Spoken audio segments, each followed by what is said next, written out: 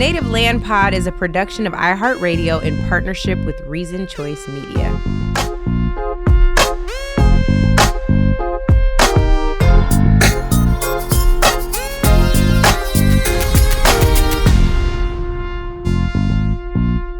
Welcome home, everybody. You are tuned into this week's MiniPod. I am Tiffany Cross, of course, here with Angela Rye and Andrew Gillum. Welcome home, everybody. Welcome home. All right, so I really wanted us to talk about what is happening in Tulsa, Oklahoma this week. You guys remember a few years ago, everybody was paying attention to Tulsa, Oklahoma because it was the 100-year anniversary in 2021 of the Tulsa Race Massacre.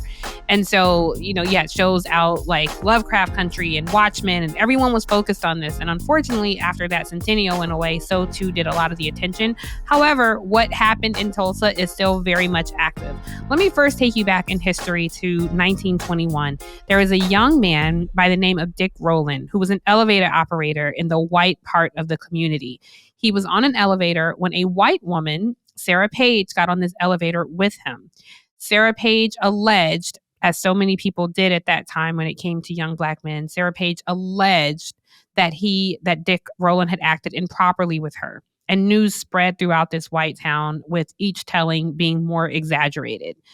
There's doubt that anything even happened on this elevator. However, when the white people heard about this, they had already felt a way about the Greenwood district of Tulsa, Oklahoma, which housed Black businesses, Black professionals. I believe the dollar passed through the neighborhood over 30 times before leaving the community. This was a self-sufficient Black community of what W.E.B. Du Bois would call the talented 10th. When news spread, a white violent mob attacked the Greenwood district, destroying over 1,200 homes, innumerable Black businesses. We don't know if this could have been the next Hilton, so to speak, Black-owned Hilton. There were Black doctors' practices there, and they attacked, killing hundreds of people. The exact number to this date is still not known. Because they have not excavated all the bodies. There's alleged participation from state elected officials. So this is very much state-sanctioned violence. Now, they were back in court this week before the Oklahoma Supreme Court, and I'm going to kick it to you, Angela, to tell us why they were in court.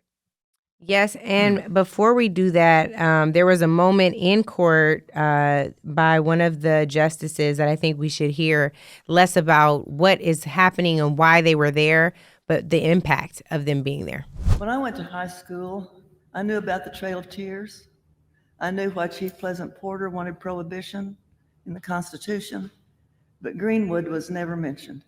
And so I think regardless of what happens, that you're all to be commended for making sure that that will never happen again, that it will be in the history books. Thank you, Justice Carter. I would just like to say two other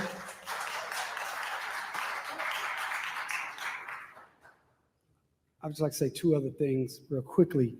One, as we pledged in our petition, over a third of the homes and businesses destroyed during the massacre were never rebuilt, and many of those people were never heard from again. 8,000 people were made homeless overnight. And I want to say one last thing. 117 years ago, the founders of the great state of Oklahoma wrote these powerful words in the Constitution in Article 2, Section 6. Quote, "The courts of justice of this state shall be open to every person, and speedy and certain remedy afforded for every wrong and for every injury to person, property, or reputation.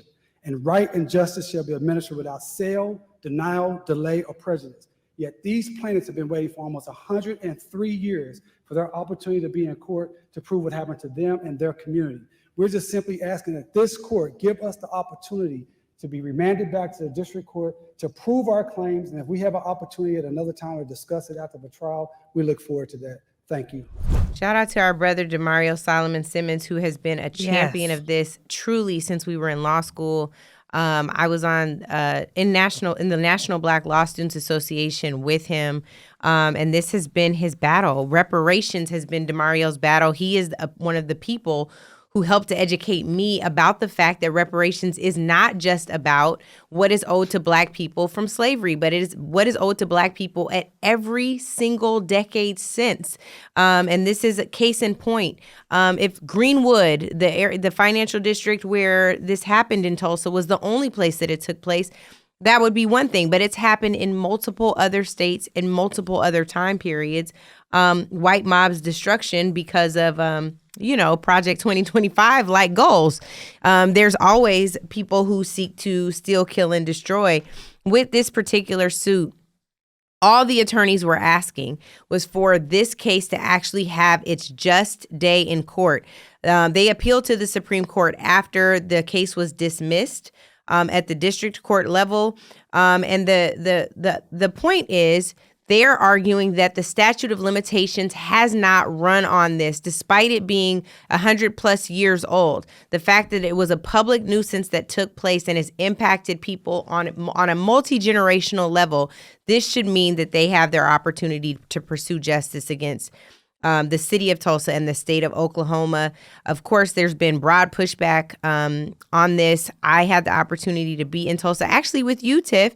During the centennial, I did a special with Tidal where I got to interview the 3 remaining survivors at that point. Of course, now we've lost Uncle Red. And I think the real issue here is how much longer? Are they waiting for these folks to die out? Which it seems like is in fact the case, as one survivor after another is no longer with us. You just wonder if they're not here, then there really isn't standing for the case. They were adversely impacted by what happened in Tulsa personally. Some of them had to flee their homes personally. So you wonder what all is at stake. So I appreciate the justice who talked about learning about the Trail of Tears, but not learning about this. I was stunned by the number of people in Tulsa who had not heard the story of Greenwood, even folks who are descendants of survivors. And I just want to say Mother Fletscher is 109. Mother Randle is 111. Uncle Red, who Angela referenced, was Mother Fletcher's younger brother. We lost him at 101 years old. And if you ever met Uncle Red, honey, 101 where? Because he liked the party. He loved Roland Martin. He used to always shout him out, but he was just a fun guy. And their descendants have been impacted. And even in Tulsa today, on the north side of Tulsa, where the Greenwood district is housed, you can still see the economic impact. And you literally work alongside the descendants of people who our families are suspected of participating in that. I was down there for a special as well with MSNBC at the time, and I was able to interview the mayor, Mayor G.T. Bynum, and his family. The Black Wall Street Times uncovered that his family had enslaved nearly, I believe, 80 people. And he is somebody who is staunchly against reparations. The audacity, the caucasity of it all is mind-baffling. And I just want to say to your point, Angela, Tulsa was not an anomaly. It was the norm at the time. You can look at the Red Summer of 1919 and in city, I wrote about this extensively in my book, in city after city after city, from Indiana to Charleston, South Carolina, to Cleveland, Ohio, to Gary, Indiana, and cities everywhere at that time were under attack, constant attack of violent white mobs. And I've talked about this before. This is how law enforcement swelled their ranks, because they said there was so much violence against Black people. They said, hey, if you guys are going to beat and murder Black folks, you can do it, but you got to wear a badge while you do it. So there's a long history in this country when it comes to racial violence. And people love to quote Chicago and talk about how Chicago can't govern themselves. It started, the original destruction of Chicago was by a mob of violent white people, and it was followed by decades of unfair policies ever since. All right, y'all, we're going to take a quick break, but before we do, we all know it's important for our community to stay informed, particularly in an election year. So tell someone you know to tell someone you know to make sure that they are listening to Native Land Pod every week, including our MiniPods. We look forward to hearing from you. More after the break. Man, I envy you too on having had the experience of sitting down with these survivors. And, it is still remarkable to me when I hear of folks who have lived beyond the age of 100, but you almost think at these ages that these women are here almost to see it through, It's heartbreaking. It's heartbreaking. Take your turn, Andrew. And your friend, colleague, the lawyer, and I can't... Demario. Please follow Demario. Attorney Demario. That you mentioned. Civil rights leader. The fact that he reached back to the Constitution of their state And I really, I'm big on words, the written word, particularly those that are written, more historically, because there's so much power in them, right? When they are fully executed, that every person ought to have access to this court means something to me. It means something to us. Yeah. And the fact that the lower court wants to summarily dismiss this, not on its merit, not on the merit. They're not trying to deny what happened, but rather they're finding technical reasons of the law standing, even being partially, Statute of limitations. An issue here. Statute of limitations, of which Jamario points out in his oral arguments before the court, in that state, in its constitution, in its effectuating statutes, don't have a limitation of statutes when it comes to issues of blight. So you can directly correlate the blight in that community, when that community began to experience blight, was after this massacre, and every point since then, the quality of life goes down. And prior to it, this was the Black Wall Street. The point of the point of departure is extremely clear. At what point decline and blight, the issues upon which they are seeking a legal reprieve, began. You know the exact moment that this happened.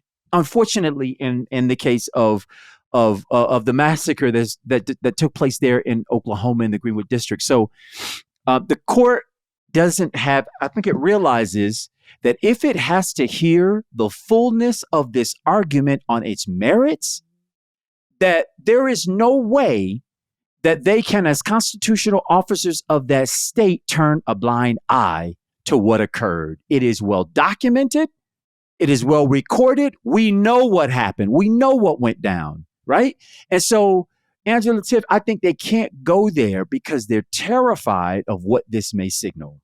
What does it signal if our communities, Rosewood, Yes. and Florida, and elsewhere around the country, Chicago, what might it signal if we then open up a legal doorway for the communities who have been, who were surviving and in some cases thriving prior to the point at which white mobs turned against them, burned them down, and massacred its residents?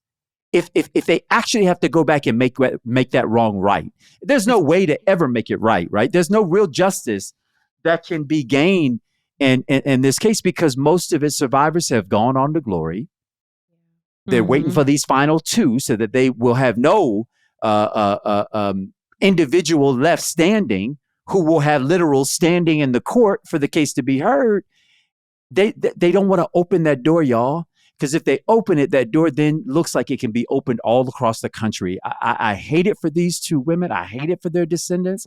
But mostly, y'all, I hate it for us, because I think they are foreclosing a legal pathway because they don't want to have to reckon with the history here and what that history has wrought. And that's the thing to me, too. Like, we have to be able to examine the many ways in which we've been harmed since our arrival. I'm looking at the many race riots that they call race riots, we call race massacres, that have occurred since the late 19th century. Detroit was hit 3 times, 1863, 1943, 1967, Memphis, 1866, Atlanta, 1906, East St. Louis, 1917. Tiff already talked about Red Summer 1919, Arkansas, Maryland, New York, D.C., 2 places in Maryland, Annapolis and Baltimore, New Orleans, Chicago, and there were more, at least 25, right? Corbin, Kentucky, Rosewood, you just mentioned, all of these places, and we have never been made whole from those situations, those violent attacks that cause death and mass destruction in our communities. We've been forced to rebuild. Economic loss. Yeah, of course. We've been forced to rebuild from being stripped from our original home. We've been forced to rebuild after being sharecroppers. We've been forced to rebuild after being redlined out of entire neighborhoods and racially restrictive covenants. And then once we were able to survive, they burned our shit down to the ground. But we don't deserve. But we didn't earn it? What are you talking about? That's what's maddening to me, Tip, just this last point. What's maddening to me, and why I wanted to talk about this, to throw this in y'all's faces to every conservative outlet that tried to make us look dumb when we addressed reparations last time, and the fact that we probably do deserve a tax credit. That's the least this country owes us, is a tax credit and an apology. Are you kidding me? This isn't about like some harebrained scheme that we've come up with and we're ignorant Negroes who don't know what we're talking about. That's not it. It actually is well researched, well documented, full of data. The economic harm, the social harm, the mental harm, the psychological harm, the ancestral trauma that exists is well documented. Give us what you owe. Period. That's right. Period. I actually never read. I saw the headlines in the conservative media. I never read it because they're so ridiculous. It just didn't seem relevant. But yes, that we caused quite a stir when we were talking about that. But I take your point, Andrew, about it being precedent setting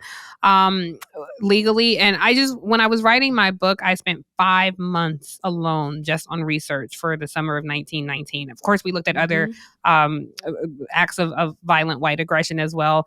But the emotional toll of just reading about this and taking it in. One particular case of Elaine, Arkansas, I won't tell the story here, but the story of Elaine, Arkansas is bone chilling when you hear about how women and children were murdered just for trying to organize. So I want to bring this full circle because we are, this summer will be the anniversary of Augustine. A lot of people know about Juneteenth, but Augustine was the day that the folks aboard the Harriet in Louisiana band together and defended the captain of that boat. And so we have dubbed it Augustine. This would be the 1 year since that happened. This was the original. Dick Rowland was a child, and the men in that community said, "Nah, Slim, not today. We are going to stand on the front lines, and we are going to defend our families, our women, our children, our homes with everything we have." And there is something beautiful about a community that we belong to coming together, locking arms, saying, "I wish you would." They did. They paid with their lives, and many paid with their livelihoods. It's not fair, but just seeing how tight-knit of a community we are, we don't have the privilege to dislike each other. Even if we kind of dislike each other, we don't have the privilege when we get out here in the world. I got to fight for you. You got to fight for me. And that's just the way it is. And there's something beautiful, I think, about that. I agree with that. And I also, I wish people would for a moment contemplate, what if the founders of Walmart had their stuff leveled, right, stomped out, taken from the Coors Light, Anheuser-Busch. Yep. Though, so just similarly, who knows what could have been birthed there? All these businesses that we know as Fortune 100 and 500 corporations, real bootstrap, American industrial stories that we hear, that we know about, that has created not just a couple millionaires, but the founders' children, the founders' children's children, the founders' children's children's children, legacies, centuries of wealth that started on a storefront. So which storefront in Oklahoma, in the Greenwood district, which storefront got burned that terrible night that could have been part of the 100, of the top 50 corporations in America? So just consider, when you're thinking about folks begging and getting something they don't deserve, the fact that we just don't know what could have happened. We know what was happening. We know what got snuffed out, but we don't know what potential got killed, not just there, but all over this country where we've seen these recorded events. And those recorded events had the benefit of stymieing anybody else from dreaming and thinking about what we could have accomplished, because that same fate could have awaited them. So I just miss me with all of the jokes and the unearned and undeserved and all that kind of stuff that folks like to throw on these kinds of conversations. Yeah, because you don't know, because you ain't never had your life disrupted in quite that way. Yeah. Your businesses are on that top 100, 500, 1,000 list. Exactly. I think we're about to turn this mini pod into a full pod. So I think I think y'all made such great points, and I just want to close on a quick CTA, and that's please follow Demario Solomon Simmons. He's at Attorney Demario and everything. This brother is a modern day civil rights hero who has devoted his life to this cause and many other causes. This is his most promising one, or most prevalent one, I should say. But he's on the front lines of a lot of other legal battles, including the freedmen in Oklahoma who are denied citizenship by some of the indigenous communities there. He's worth a follow. He's an inspiration. Demario, we love you. You are never standing alone in this fight. Me, Angela, and Andrew send our love to you. All right. Thank you guys for tuning in to our mini pod. We so appreciate you tuning in. So please be sure to rate and review the show. And don't forget, full episodes of Native Land Pod drop every Thursday. Please tune in wherever you get your podcast.